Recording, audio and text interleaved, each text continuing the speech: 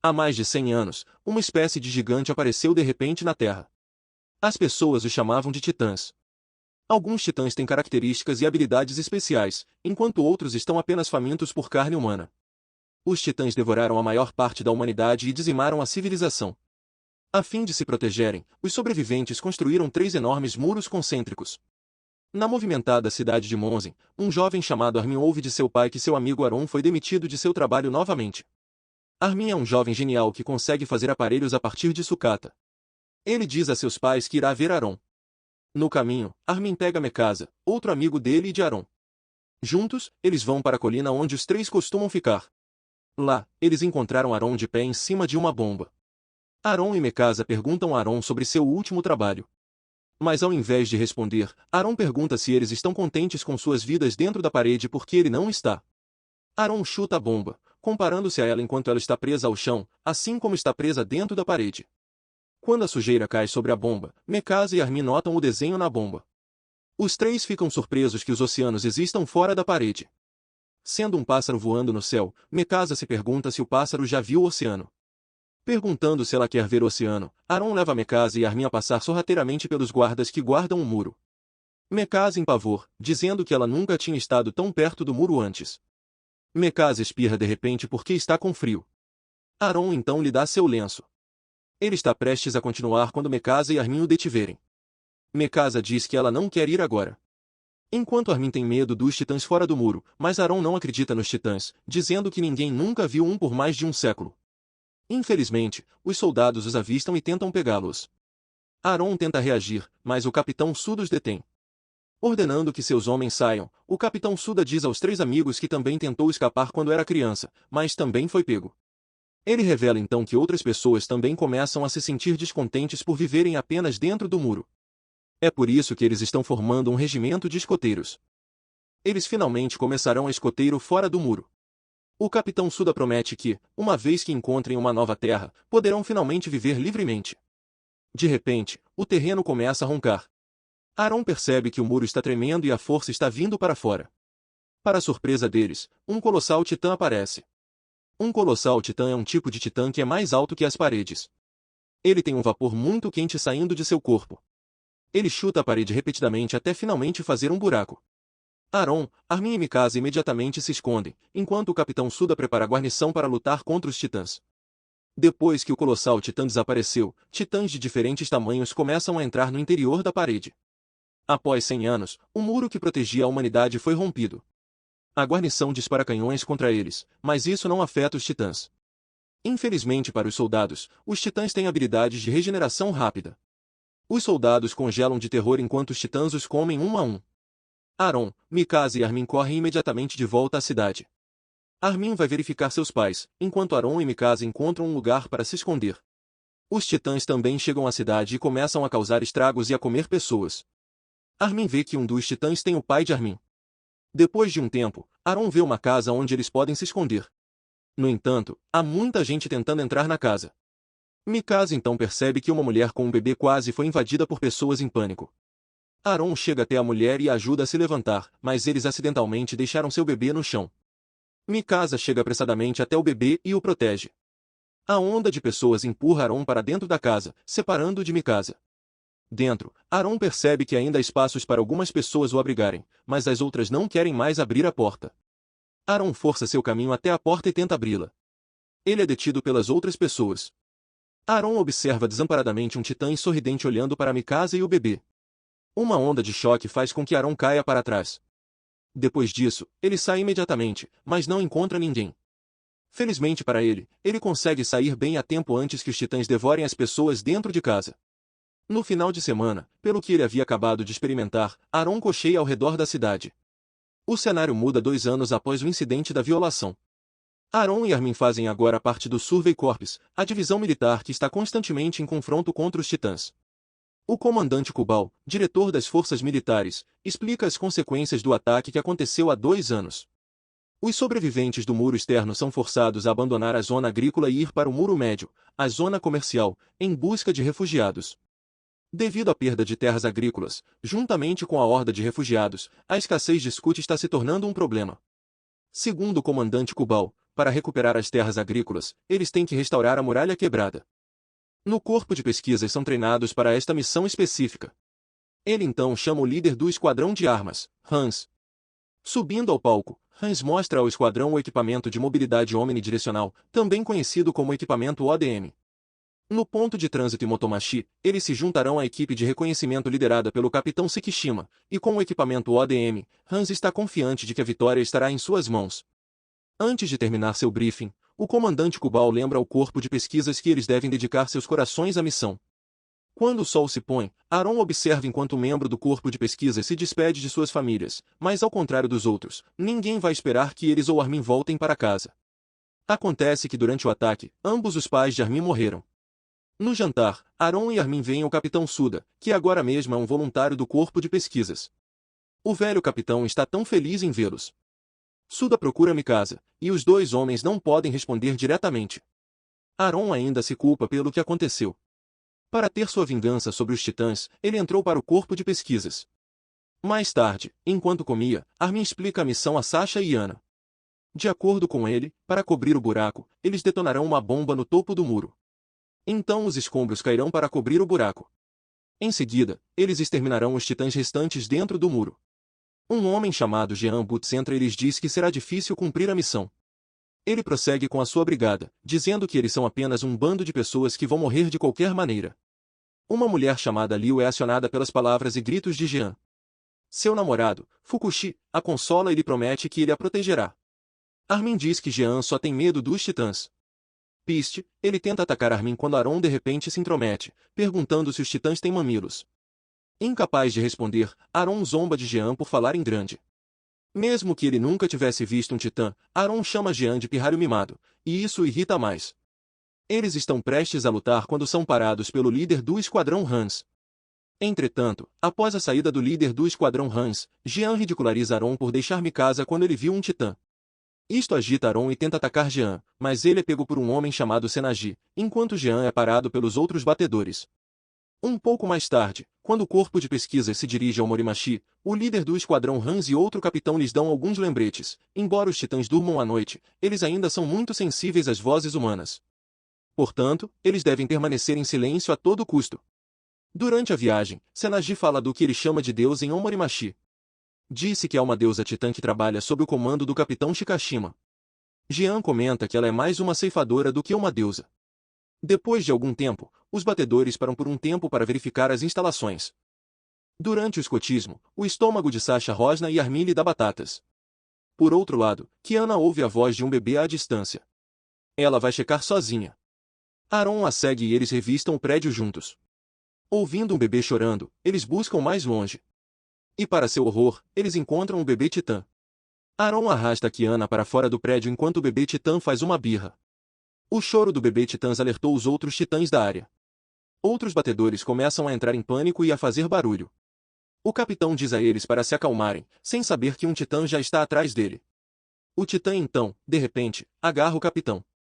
Ao mesmo tempo, Aaron e Kiana estão correndo de volta ao grupo porque estão sendo perseguidos por um titã. O comandante Kubal ordena que eles saiam, deixando os batedores para trás.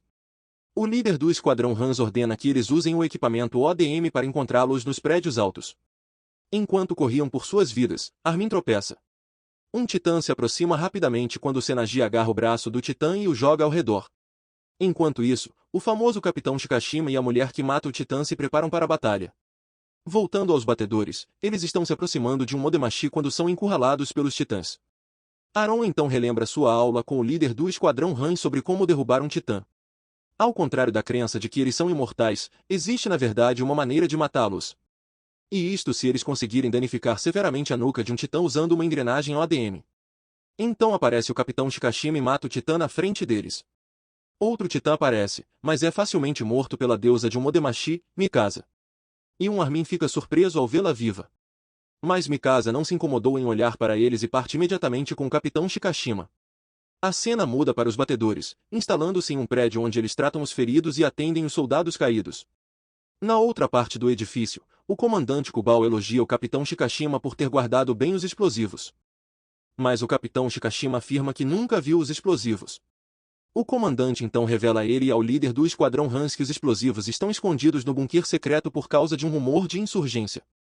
Em seguida, o batedor começa a carregar os explosivos para os caminhões. Enquanto isso, Aaron e Jean lutam novamente. Jean culpa Aaron por estragar sua missão. Aaron o chama de pirralho mimado mais uma vez. Desta vez, os dois homens brigam sem ninguém que possa detê-los. Aaron termina sua luta dando a Jean um joelho na cara depois de ter pegado o chute de Aaron. Mas ele é imediatamente derrubado por Mikasa. Aaron pergunta o que havia acontecido com ela, mas Mikasa não respondeu. O capitão Shikashima então chega e elogia o chute de Aaron. Perguntando o nome de Aaron, o capitão Shikashima sabia que ele era de Monson. Ele ordena a Aaron que o siga e eles conversam em algum lugar privado. Os dois falam sobre os pais de Aaron, Anne e Mikasa. Aaron conta que seus pais morreram quando ele ainda era jovem. Quando Aaron pergunta sobre Mikasa, o capitão Shikashima lhe diz que ele ensinou a Mikasa como ser uma máquina assassina titã. Aaron também está ansioso para aprender como matar titãs. O capitão Shikashima pergunta qual é a motivação de Aaron. Aaron odeia os titãs porque eles são a razão pela qual eles não têm liberdade. Entretanto, o capitão apenas ri e diz a Aaron que os titãs não são seus verdadeiros inimigos. Enquanto isso, Armin mostra a Sasha o dispositivo que ele fez. Ele continua a dizer que as pessoas tinham máquinas diferentes antes. Mas agora mesmo, é proibido. Quando Sasha deixa cair sua batata, é quando eles percebem que o comandante Kubal está na frente deles. Enquanto eles dão seu respeito ao seu chefe e comando, o comandante Kubal pergunta o que Armin aprendeu na escola sobre o que os avanços tecnológicos levaram. Armin responde que isso causa mais danos do que benefícios para a humanidade e o meio ambiente. Satisfeito com a resposta de Armin, o comandante Kubal sai pisando na batata de Sasha ao sair. Na outra parte do edifício, Suda trata do trabalho quebrado de Gene.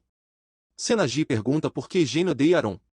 Gene diz que está irritado com o rosto de Aaron, pois sempre parece que ele carrega o fardo do mundo sozinho. Senagi diz a Gene que Aaron perdeu sua namorada, da qual Gene gozou da última vez.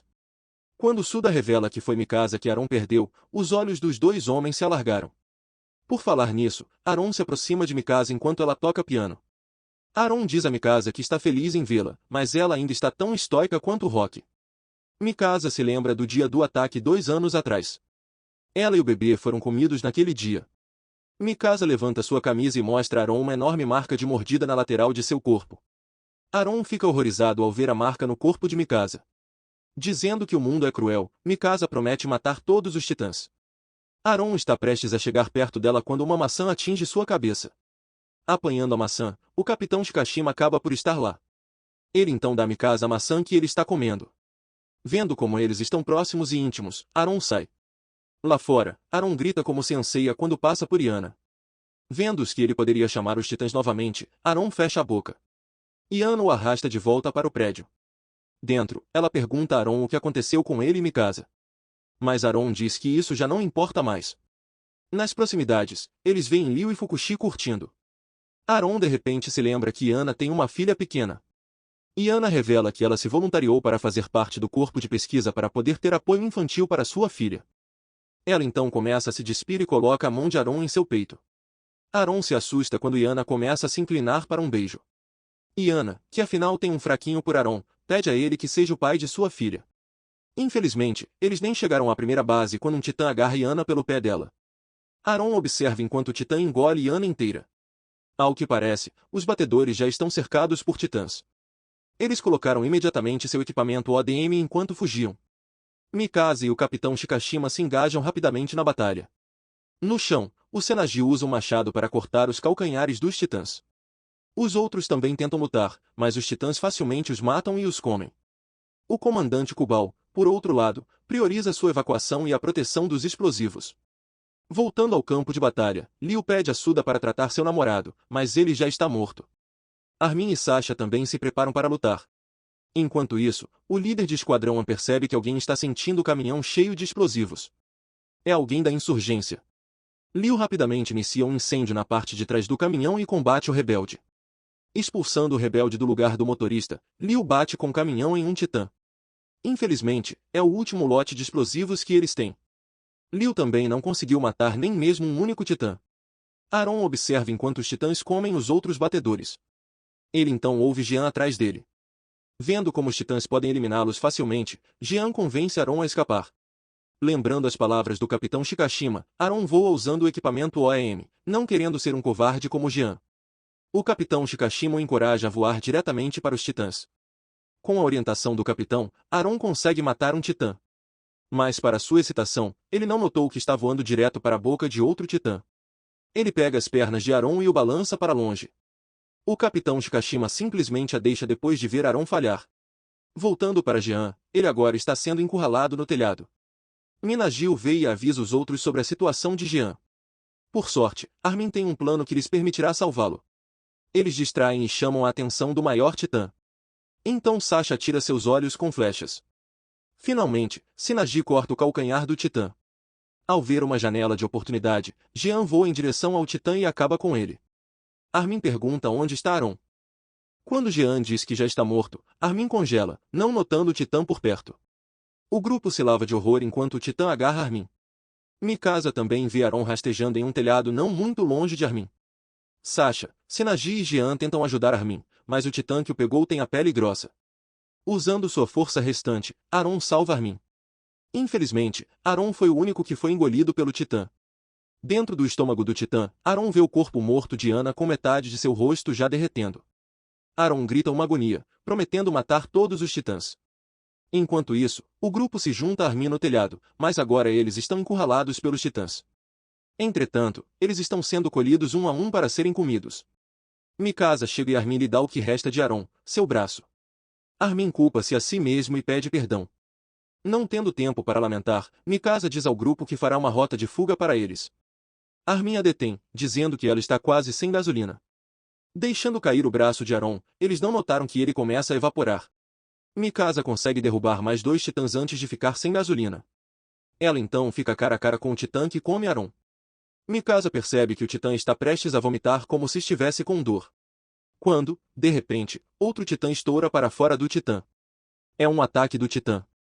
Um titã de ataque é um tipo de titã que é construído para lutar, daí a sua figura mais musculosa e mandíbulas fortes. Mikasa e o grupo observam enquanto o ataque titãs começam a matar os outros titãs. O líder do grupo Hans está fascinado com o que está vendo.